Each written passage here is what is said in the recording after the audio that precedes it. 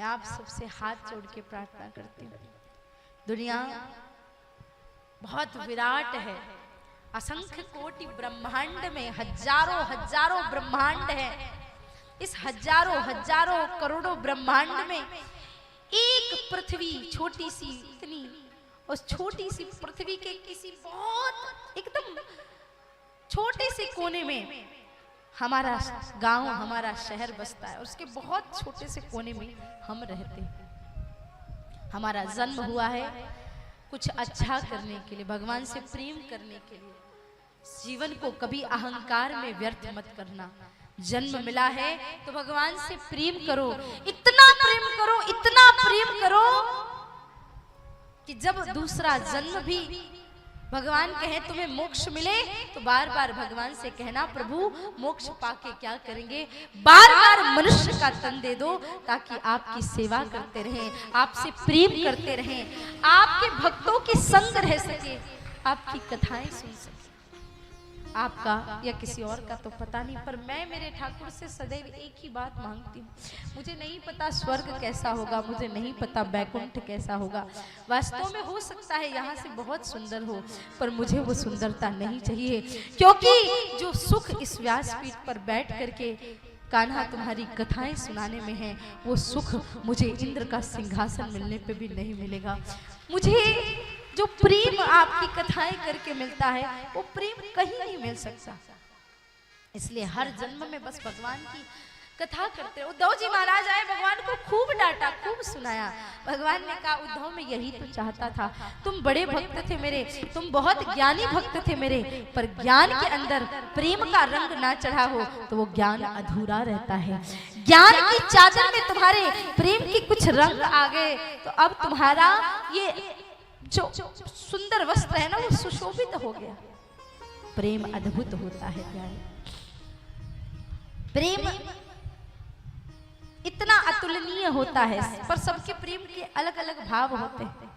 इसलिए मैं हमेशा कहती 5 प्रकार की भक्ति होगी, मातृ भक्ति, पितृ भक्ति, गुरु भक्ति, देव भक्ति और राष्ट्र भक्ति।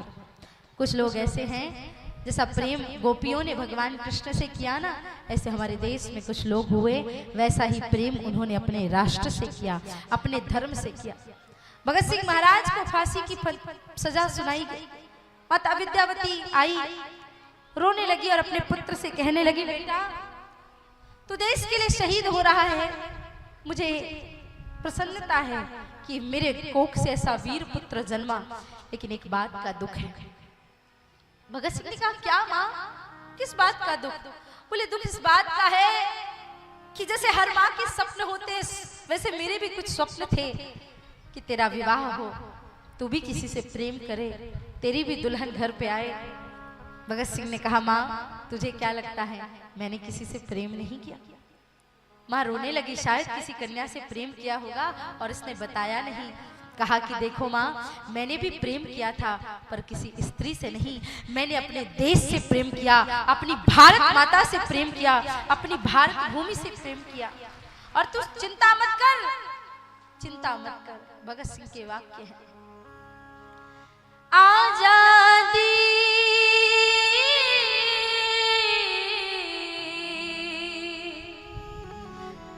आजादी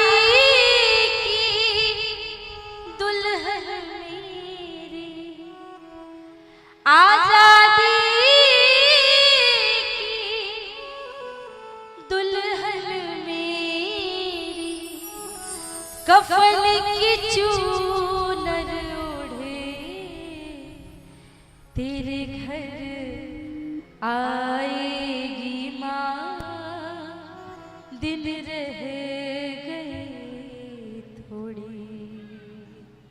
भगत सिंह कहते, माँ जब ये देश आजाद हो जाएगा तब ये देश मेरे प्रेम को देखेगा, तब ये देश मेरे भाव को देखेगा।